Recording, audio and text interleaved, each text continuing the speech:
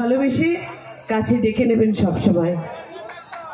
আর কি চাই বলুন, জীবনে এইটুকুনি পাওয়া, মানুষের ভালোবাসা। আমরা যখন সংসারেও থাকি আমরা মনে এইটাই আমরা সবাই চাই যে পরিবারের সকলে আমাদের ভালোবাসবে, আমাদের কাছে টেনে নেবে।